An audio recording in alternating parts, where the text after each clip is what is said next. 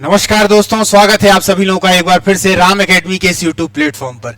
जैसा कि हमने एक सीरीज को चालू कर रखा है, उस सीरीज के अंतर्गत कंटिन्यू आप लोगों के पास में सुबह और शाम क्लासें आ रही हैं। ये जो सीरीज है मध्य प्रदेश लोक सेवा आयोग 2025, जिसका जो पेपर है बस होने ही वाला है, इसी की जो क्लासें हैं वो आप लोगों के पास में निरंतर आ रही हैं। आज जो हम क्लास की चर्चा करेंगे वो करेंगे मुख्यतः जो हमारी यूनिट 8 है ना। यूनिट 8 जो राष्ट्रीय, अंतर्राष्ट्रीय और मध्य प्रदेश की समसामयिक घटनाएं हैं, उन्हीं से संबंधित ये दूसरी क्लास है। इसका मतलब ये है कि पहली क्लास हो चुकी है, उस क्लास को आप लोग जरूर देख लीजिएगा दोस्तों। सारी की सारी क्लासों की प्लेलिस्ट बन चुकी है, आप लोग जाएंगे तो प्लेलिस्ट में देखना, जिस भी यूनिट की देखनी है तो उस प्लेलिस्ट का जो नाम है वो है 2025 यूनिट 6 या यूनिट 1 या यूनिट 2, इस प्रकार से 10 यूनिट है और लास्ट में लिखा हुआ है एमसीक्यू। उस पर आप आ जाएंगे तो पूरे के पूरे एमसीक्यू आपको मिल जाएंगे। 5000 सीरीज की 5000 प्लस एमसीक्यूज की ये सीरीज है दोस्तों, महाकुंभ 2025। इस महाकुंभ में यदि हम देखें तो प्रत्येक यूनिट से 500 प्लस क्वेश्चन आप लोगों को मिल रहे हैं। और चलिए दोस्तों, और इस क्लास को चालू करते हैं। यूनिट 8वीं की दूसरी क्लास, ठीक है। चलिए देखते हैं पहला प्रश्न क्या कह रहा है। मध्य प्रदेश में देखिए, इससे पहले वाली जो क्लास थी उसमें मध्य प्रदेश के क्वेश्चन कम थे, यहां पर पहला ही मध्य प्रदेश का क्वेश्चन आ गया। बढ़ेंगे धीरे धीरे, बढ़ेंगे कि नहीं बढ़ेंगे। मध्य प्रदेश में पहले खेलो एमपी यूथ गेम 2023 में कुल चैंपियन के रूप में कौन सा जिला प्रथम स्थान पर रहा है ना, 2023 में। तो कौन रहा है भैया, चलिए देख लेते हैं। जबलपुर, इंदौर, भोपाल या उज्जैन। तो कौन सा रहा है दोस्तों, इंदौर यहां पर रहा हुआ है, ठीक है। मध्य प्रदेश में पहले खेलो एमपी यूथ गेम 2023 में कुल चैंपियन के रूप में देखा जाए तो कौन सा जिला प्रथम स्थान पर रहा है, तो इंदौर प्रथम स्थान पर रहा है। चलिए आगे चलते हैं, आगे का प्रश्न क्या है।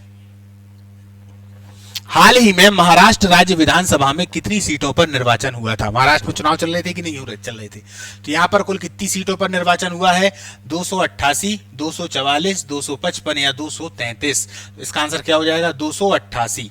क्या हो जाएगा, 288। और कौन सी सरकार बनी है, महायुक्ति गठबंधन की सरकार बनी है। कौन सी, महायुक्ति गठबंधन की सरकार बनी हुई है, ठीक है ना। चलिए आगे चलते हैं, आगे का प्रश्न क्या है। झारखंड के मुख्यमंत्री कौन है, हेमंत सोरेन, संतोष गंगवाल, हरिभाऊ, इनमें से कोई नहीं। तो इसका आंसर क्या हो जाएगा, संतोष गंगवाल। ये गलत आंसर है। संतोष गंगवाल वहां के कौन है, राज्यपाल हैं। तो फिर मुख्यमंत्री कौन है, हेमंत सोरेन। क्लियर है, तो इसका आंसर क्या हो जाएगा, हेमंत सोरेन। ये तो आंसर है, ये है मुख्यमंत्री। और संतोष गंगवाल कौन है दोस्तों, तो संतोष गंगवाल जो हैं वो यहाँ के क्या हैं, राज्यपाल हैं, राज्यपाल, ठीक है। चलिए आगे चलते हैं, आगे का प्रश्न है। 18वीं लोकसभा चुनाव में चुनाव आयोग के द्वारा किसे राष्ट्रीय आइकॉन बनाया गया था। 18वीं अभी हुए थे ना 18वीं लोकसभा चुनाव, तो इसमें आइकॉन किसे बनाया गया था, सचिन तेंदुलकर, आयुष्मान खुराना, शीतला देवी। किन्हें बनाया गया था, सचिन तेंदुलकर को बनाया गया था लोकसभा चुनाव में चुनाव आयोग के द्वारा राष्ट्रीय आइकॉन। किसको, सचिन तेंदुलकर को। आयुष्मान खुराना किससे संबंधित थे, तो ये, और जैसे शीतला देवी है ये दिव्यांग आइकॉन थी। कौन थी, दिव्यांग आइकॉन, जो हैंडीकैप्ड होते हैं उनकी आइकॉन थी। आयुष्मान खुराना कौन थे, ये युवा आइकॉन थे। कौन थे, युवा आइकॉन, ठीक है। और सचिन तेंदुलकर तो चुनाव आयोग के द्वारा ही जारी किए गए थे, राष्ट्रीय आइकॉन थे। कौन थे, राष्ट्रीय आइकॉन, मुख्य आइकॉन। लोकसभा चुनाव के साथ 4 राज्यों का विधानसभा चुनाव भी हुआ, इनमें से कौन सा राज्य शामिल नहीं है, अरुणाचल प्रदेश, उड़ीसा, सिक्किम या तेलंगाना। बताइए क्या इसका आंसर हो जाएगा। प्रश्न है कि लोकसभा चुनाव के साथ 4 राज्यों के विधानसभा चुनाव भी हुए, इनमें से कौन सा राज्य इसमें शामिल नहीं है। कौन सा राज्य शामिल नहीं है, अरुणाचल प्रदेश, उड़ीसा, सिक्किम या तेलंगाना। तो क्या आंसर हो जाएगा, तेलंगाना इनमें शामिल नहीं है दोस्तों। अरुणाचल प्रदेश में हुए थे, उड़ीसा में हुए थे और सिक्किम में हुए थे। तो आंसर क्या है, तेलंगाना, ठीक है। भारतीय पहलवान विनेश फोगाट, इन पर एक मूवी बन चुकी है। विनेश फोगाट हरियाणा में किस विधानसभा क्षेत्र से विधायक हैं, चरखी, दादरी, जुलाना या झज्जर। इनकी जो विधानसभा क्षेत्र है वो कौन सा है, चरखी, दादरी, जुलाना या झज्जर। तो क्या आंसर हो जाएगा, झज्जर नहीं। इसका जो सही आंसर है वो क्या है, जुलाना। क्या आंसर हो जाएगा, जुलाना। प्रश्न पूछा जाने वाला है दोस्तों, याद रखिएगा, इंपॉर्टेंट है, ठीक है। चलिए आगे चलते हैं, आगे का प्रश्न क्या है। रिबेल्स अगेंस्ट द राज पुस्तक के लेखक हैं। रिबेल्स अगेंस्ट द राज पुस्तक के लेखक हैं रामचंद्र गुहा, अरुंधति राय, शांतनु गुप्ता, शिवेंद्र सिंह। प्रश्न क्या है?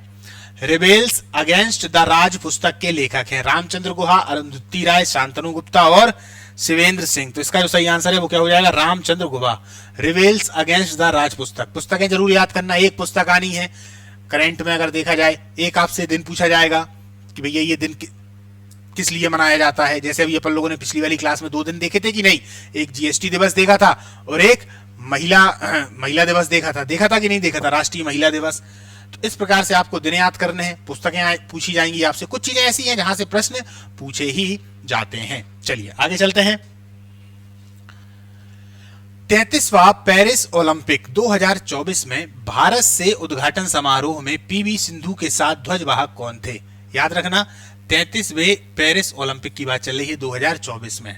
भारत से उद्घाटन समारोह में पीवी सिंधु के साथ ध्वजवाहक कौन थे? शरत कमल, नीरज चोपड़ा, मैरी कॉम, इनमें से कोई नहीं। तो क्या आंसर हो जाएगा? शरत कमल। और ये शरत कमल कौन है? टेबल टेनिस के खिलाड़ी हैं। किसके? Table tennis. ठीक है, टेबल टेनिस के क्या हैं? खिलाड़ी हैं। नीरज चोपड़ा काय के खिलाड़ी हैं? भाला फेंकते हैं कि नहीं फेंकते हैं? भाला फेंक। मैरी कॉम किससे संबंधित है? मुक्केबाजी।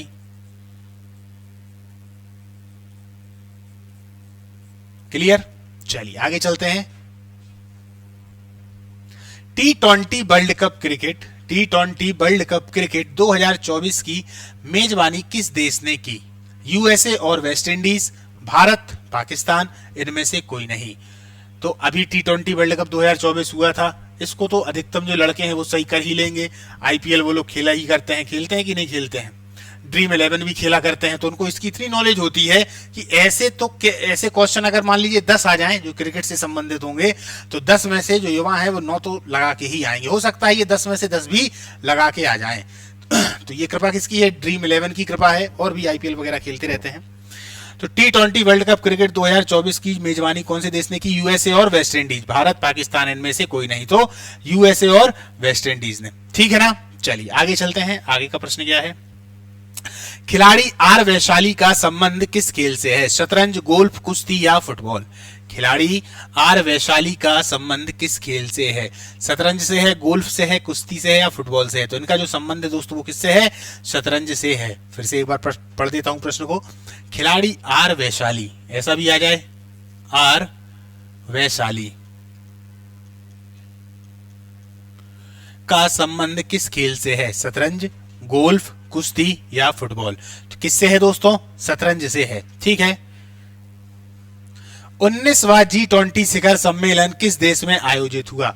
19वां G20 शिखर सम्मेलन किस देश में आयोजित हुआ? ब्राजील, भारत, इंडोनेशिया या दक्षिण अफ्रीका? तो 19वां G20 शिखर सम्मेलन जो है वो कहां पर हो रहा है? ब्राजील में हो रहा है। ब्राजील के कहां पर हुआ? रियो डी जेनरो में। Rio de Janeiro, Janeiro. ठीक है, यहां पर हुआ था 19वां G20 शिखर सम्मेलन। क्लियर? चलिए भारत में कौन सा हुआ था? 18वां। क्लियर? इंडोनेशिया में कौन सा होगा? 20वां। इसको याद रखना, उस सन को अपने हिसाब से लगा लीजिएगा। ठीक है, चलिए। मोइनदम जो कि भारत का नवीनतम यूनेस्को विश्व धरोहर स्थल है, कहां पर स्थित है? असम, मणिपुर, नागालैंड, इनमें से कोई नहीं। शब्द देखिए मोइनदम, अभी ये काफी ज्यादा चर्चा में रहा था। मोइनदम है क्या? मोइनदम दरअसल असम के पास में एक जगह है जो कि वहां के अहोम शासकों से संबंधित है ना? कहां, कौन से शासक है? अहोम। मोइनदम असम के पास में है। असम, इसका आंसर तो हो गया असम। चलिए, ऑप्शन में क्या कहा था? असम, मणिपुर, नागालैंड, इनमें से कोई नहीं। तो क्या हो गया आंसर? असम हो गया। तो असम में ये स्थित है। दूसरी बात है क्या यहां पर? यहां पर अहोम राजवंश, अहोम राजवंश की कब्रगाहें मिली हैं, की कब्रगाहें मिली हैं। इसीलिए यूनेस्को ने इसे नवीनतम विश्व, मतलब नवीनतम क्या, क्योंकि अभी अभी इसके लिए विश्व स्थल जो है वो घोषित किया है, विश्व धरोहर घोषित कर दिया है, इसीलिए ये नवीनतम हो गया। तो समझ गए, मोइंदम शब्द को याद रखना, पूछा जाने वाला प्रश्न है ये। क्यों? क्योंकि यूनेस्को ने इसको विश्व धरोहर में शामिल किया है। तो भारत का सबसे नवीनतम क्षेत्र यही वाला हो गया। कौन सा? मोइंदम। कहाँ है? असम में। असम में अहोम राजवंश था, उसी के जो व्यक्ति हैं, महान महान व्यक्तित्व, उनकी कब्रगाह वहां पर हमको मिली हैं। हमको मतलब इनको मिली हैं जो इन सब चीजों को देखा करते हैं, है ना, जैसे पुरातत्ववेत्ता हो गए, इन सबको। गार्जियन सैन्य अभ्यास 2024 का संबंध है, कहां से है? भारत जापान, भारत मलेशिया है, भारत जापान अमेरिका है, इनमें से कोई नहीं। गार्जियन सैन्य अभ्यास 2024 का संबंध है भारत जापान से है, या फिर भारत के साथ में कौन है? मलेशिया है, या भारत जापान और अमेरिका साथ साथ में है। इसका आंसर है दोस्तों भारत से जापान, यानी भारत और जापान इन दोनों का संयुक्त सैन्य अभ्यास है। क्या है? संयुक्त सैन्य अभ्यास। क्लियर? संयुक्त सैन्य अभ्यास, गार्जियन सैन्य अभ्यास। चलिए आगे चलते हैं। आगे का प्रश्न क्या है? भारतीय शास्त्रीय नृत्यांगना डॉक्टर यामिनी कृष्णमूर्ति का निधन हो गया, अभी चर्चा में थी, का संबंध किस शास्त्रीय नृत्य से था? ये पूछे जाने की संभावना है दोस्तों, क्योंकि नृत्य भी एक ना एक पूछ लिया जाता है। तो भारतीय शास्त्रीय नृत्यांगना डॉक्टर यामिनी कृष्णमूर्ति का निधन हो गया, इनका संबंध किस शास्त्रीय नृत्य से था? कथकली, भरतनाट्यम, ओडिसी या कथक? तो किससे संबंधित है? भरतनाट्यम से ये संबंधित है। किससे संबंधित है? भरतनाट्यम से संबंधित है। क्लियर? चलिए आगे चलते हैं। आगे का प्रश्न क्या है? प्रसिद्ध खिलाड़ी अंशुमन गायकवाड़ का निधन हो गया है, इनका संबंध किस खेल से था? प्रसिद्ध खिलाड़ी अंशुमन गायकवाड़ का निधन हो गया है, इनका संबंध किस खेल से था? क्रिकेट, फुटबॉल, हॉकी या दौड़? तो इनका संबंध किससे था? हॉकी से नहीं, इनका संबंध किससे था? क्रिकेट से था। इनका आंसर क्या हो जाएगा? क्रिकेट हो जाएगा। ठीक है, चलिए आगे देखते हैं। आगे का प्रश्न क्या है? पूर्व मुख्यमंत्री बुद्धदेव भट्टाचार्य का संबंध किस राज्य से है? पश्चिम बंगाल, त्रिपुरा, नागालैंड या असम? तो ये जो पूर्व मुख्यमंत्री हैं जिनका नाम है बुद्धादेव भट्टाचार्य, इनका जो संबंध था वो कहां से है? त्रिपुरा से, नागालैंड से, असम से? इनका जो संबंध है दोस्तों वो है पश्चिम बंगाल से। आप लोगों को बता दूं 2000 से लेके 2011 तक ये पश्चिम बंगाल के मुख्यमंत्री रहे।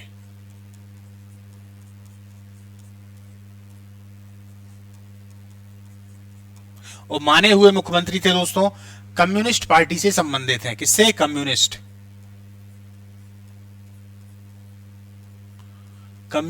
पार्टी से संबंधित हैं।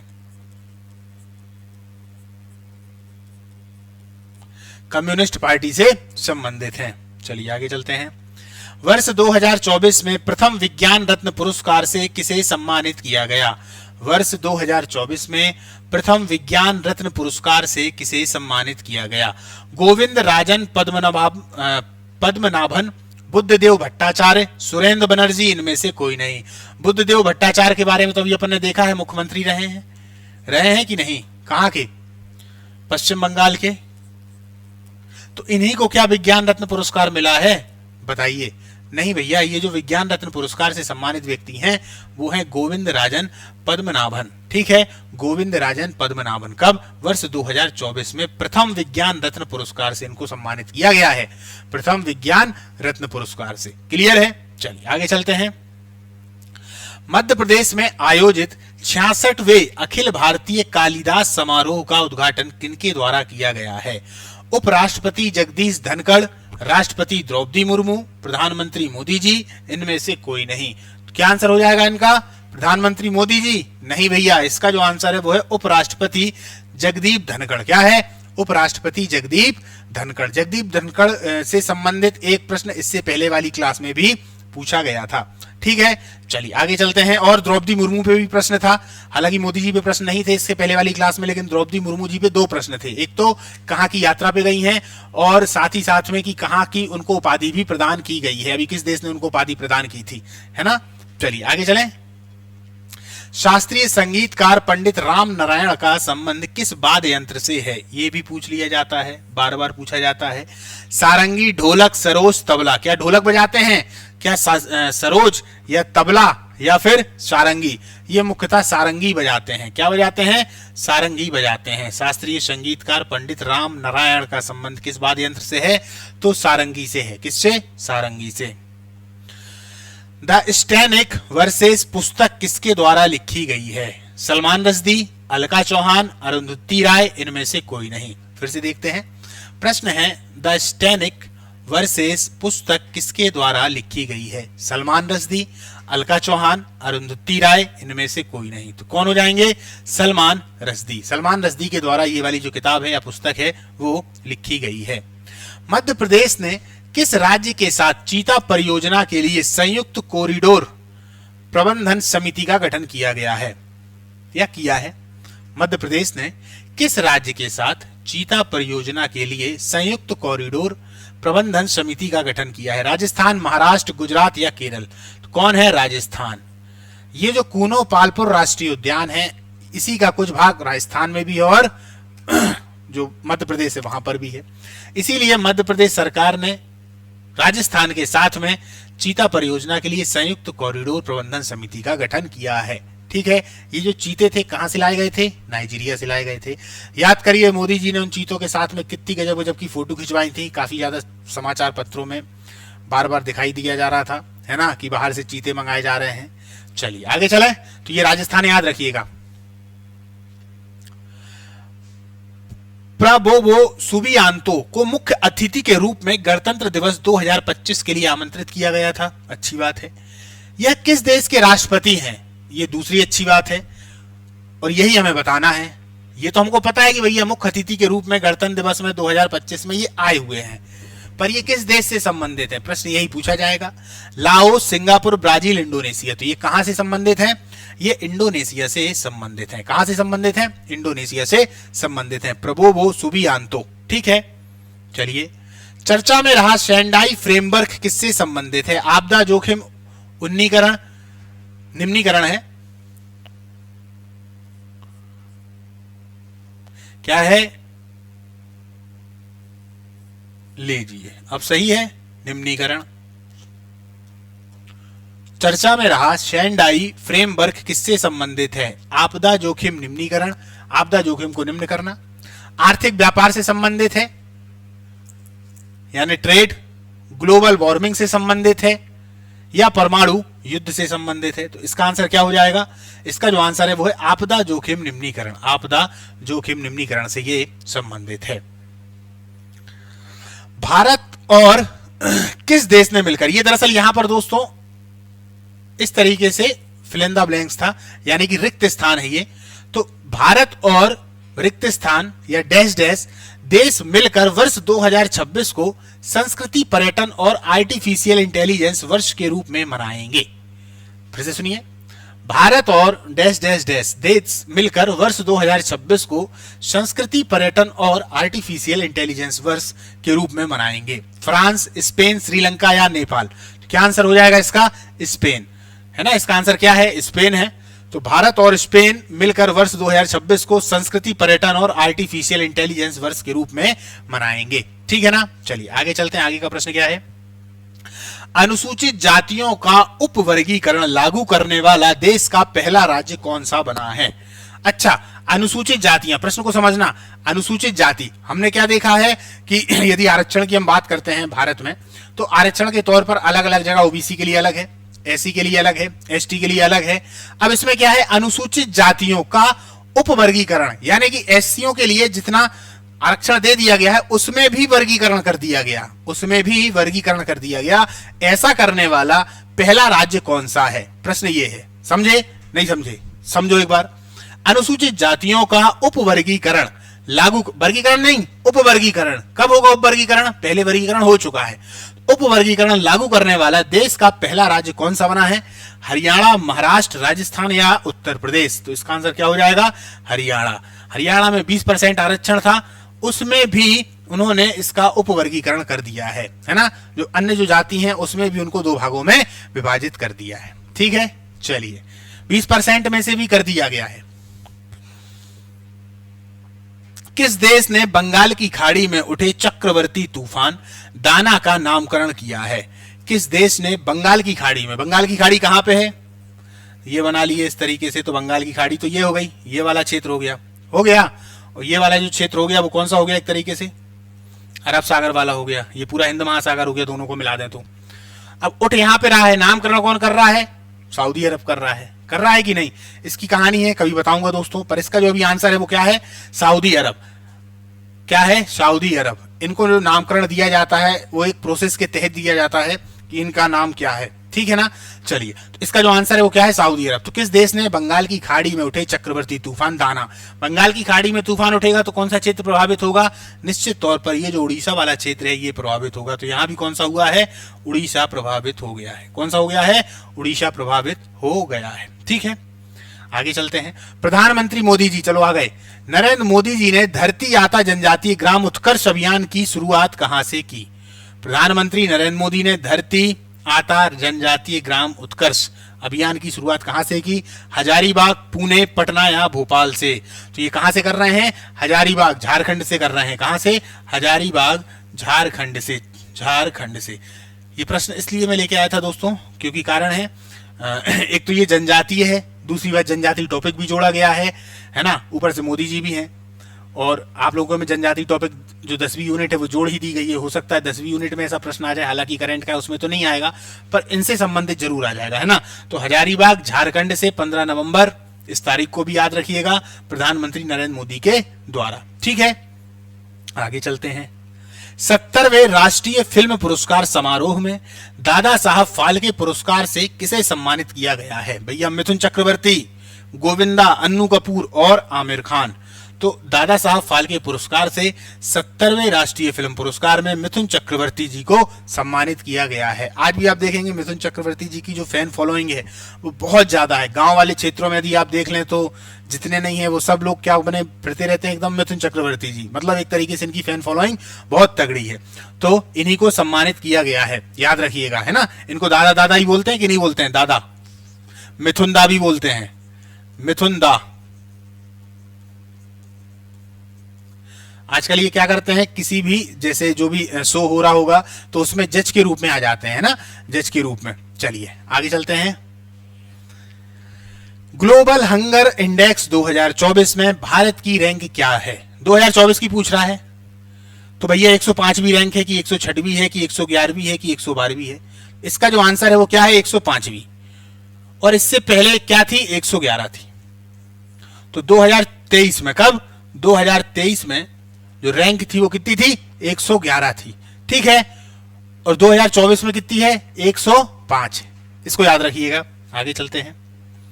मध्य प्रदेश राज्य सरकार के द्वारा 2023 के लिए राष्ट्रीय लता मंगेशकर सम्मान से किसे सम्मानित किया गया है?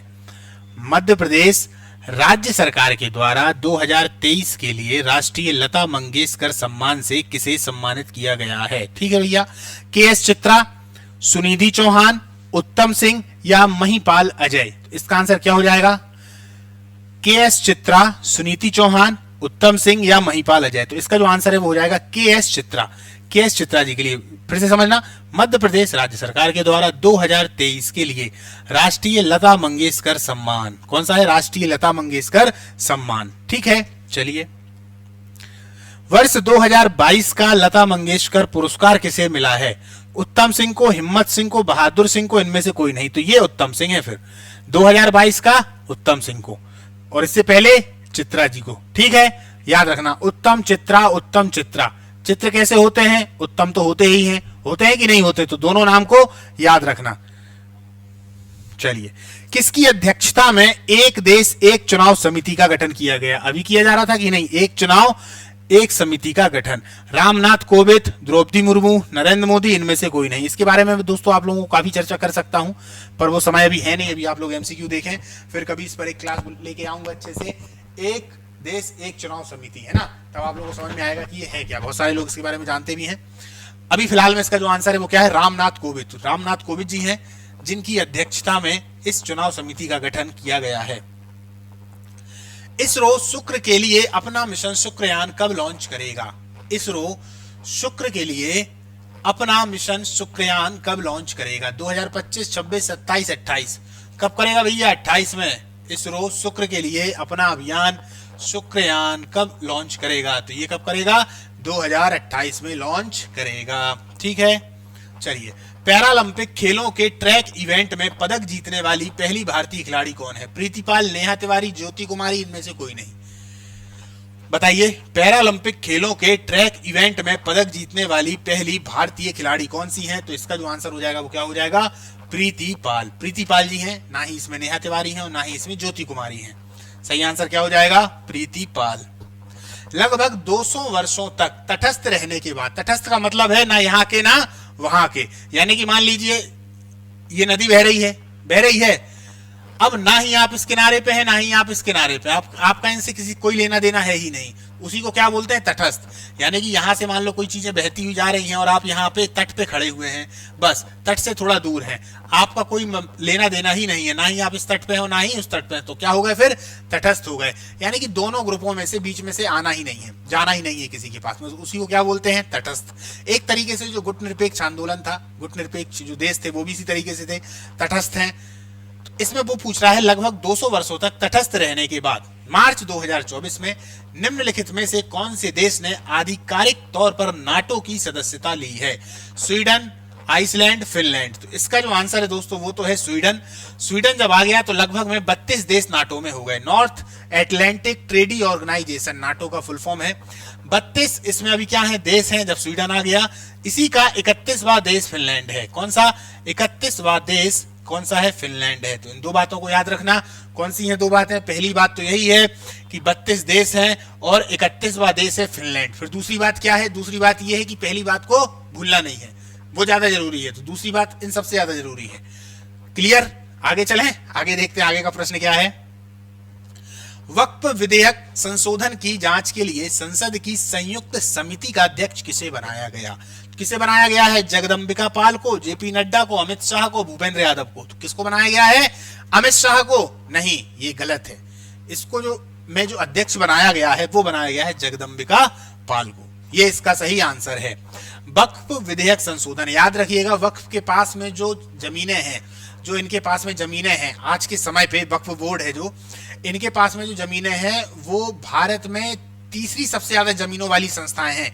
यानी तीसरी सबसे ज्यादा जो जमीन है वो किसके पास में है? इन्हीं के पास में है। सबसे ज्यादा किसके पास में है? रेलवे के पास में जमीन है।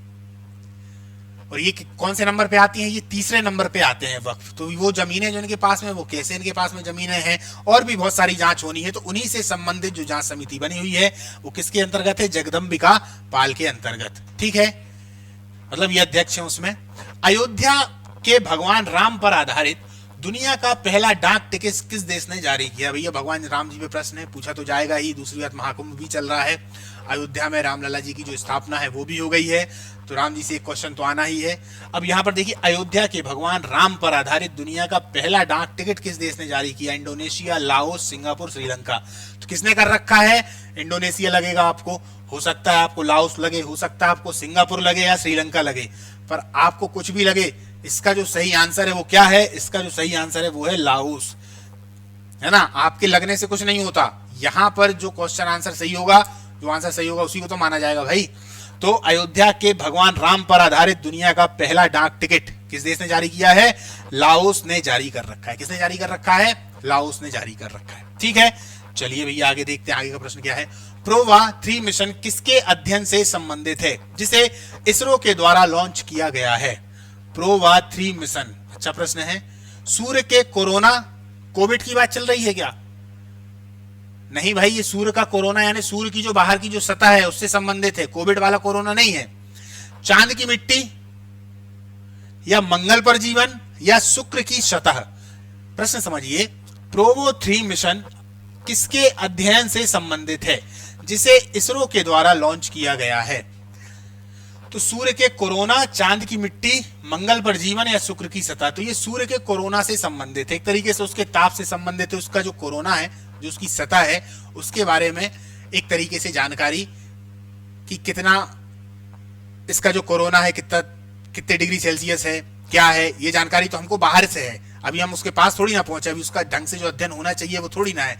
ये सब बहुत ज्यादा रहस्यमयी है, इनका अध्ययन बार बार होता रहता है, हमको हर बार अलग कुछ ना कुछ इसमें से जानकारी मिलती ही है कि नहीं भैया इनमें ऐसा ही है। हमारे पास में जो अभी तक जानकारी है वो दूर से उपकरण जो लिए गए हैं या दूर के जो उपकरण हैं उनसे एक अंदाज के आधार पर हैं। अंतरिक्ष के मामले में आप याद रखना, अंतरिक्ष में हमें जितनी भी जानकारी अंतरिक्ष से मिल जाती है वो सब जानकारियां हमको किसी न किसी अनुभव पर या आधार पर मिलती हैं। फिर जब हम देखते हैं कुछ समय के बाद वो जितनी जानकारियां दी गई थी उनसे भी कई आगे बढ़कर जानकारियां मिल जाती हैं, मिलती हैं कि नहीं मिलती हैं। चलिए दोस्तों, अब देखते हैं आगे का जो प्रश्न है वो क्या है।